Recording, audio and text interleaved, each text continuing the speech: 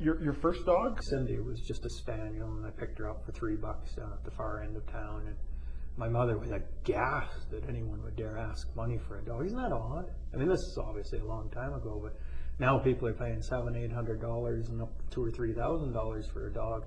My mother's upset because I had to pay $3 for this dog. I take her back, and 16 years later, she's still totally a part of the family, and went through some amazing experiences together, because this takes me from childhood into at the point where I'm married, and I had a lot of growing up to do then, and went through a period where you're so me that you neglect the dog, and so it was kind of like I have dog guilt about Cindy. Oh yeah, you know, the dog is everything when you're when you're preteen and when you're even early teen. But then you get into those years where you're totally obnoxious and of use to no one in the world, and you've ignored your dog, and maybe that dog passes away at that time.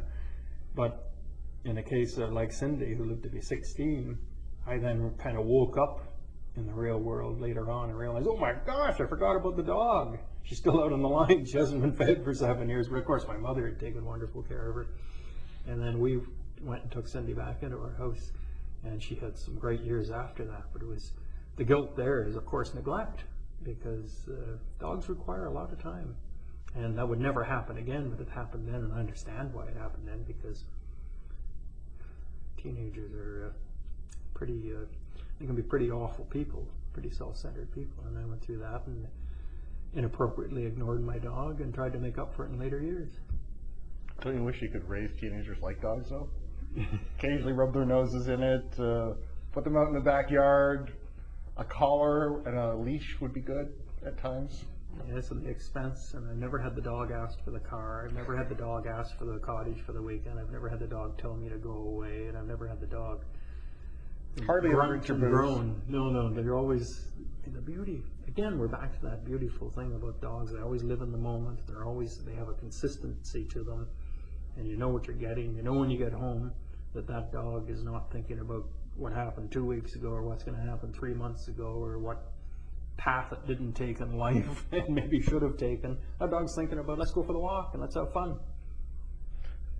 You've been allowed to write about dogs in your daily Globe and Mail column, but it's almost like you feel guilty about doing that, or you feel funny about doing it. Yeah. But I'm willing to bet you probably get more feedback from those than you do from practically anything else.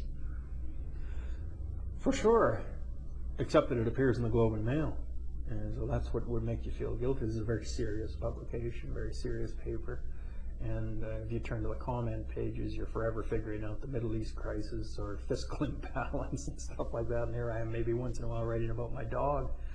And so that every once in a while, someone will write a letter to the editor saying, you know, get that guy out of the paper. I mean, this is a serious paper, and this person's writing about his dog or being out in the canoe and that. But those are the letters that might go to the editor. The feedback that comes to me would be 200 or 300 times what it might be if I were to write about, say, fiscal imbalance, which I do sometimes do. And I can even remember how I began writing about dogs. I was doing a column at the Ottawa Citizen, and I'd write profound pieces on the Prime Minister or whatever, the government of the day, no response at all. And my dog was getting quite old, and I wrote a column about it, and I'd never, ever got flooded with such response. Pre-email days.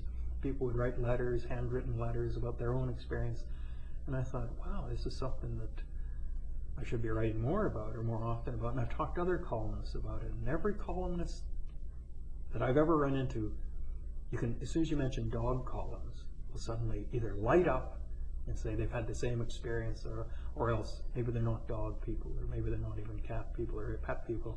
They really resent the so-called dog column because it's just considered not serious stuff. Well, I'm very sorry. If you live in a family or any kind of a family unit that has a pet that is loved, it's very, very serious stuff to you. And it's equal to some of the great world crises, especially when that dog or cat gets old and has to be put down. And it's a profound thing. And there are lessons to be learned from it, and I have no compunction whatsoever about writing about pets anymore, and I never will again. There's sort of a zen quality to you walking with your dog. Yeah, I like that. Is that fair? Oh, yeah. Yeah. very, very often, and I always try to walk through this particular woods with the dogs. I'll go up to this woods and just walk along and maybe take 3 or 4 circuits of it and hardly ever say a word as we go, because you're just kind of there for the moment. And by the time you come back, I don't care how badly you felt when you started out, you feel good when you come back. And that dog and that walk has made you feel good. And if you want to call it transcendent, Zen-like, religious, spiritual, or just walking the dog, I don't care. It works. Your house is on fire. Wife in one window, dog in the other. What do you do? Well, I hope that my wife is able to reach a chair. Because my dog won't be able to think of that. The book is The Dog and I, Confessions of a Best Friend. I've been speaking with the author Roy MacGregor and The Dog and I, published by Viking Canada.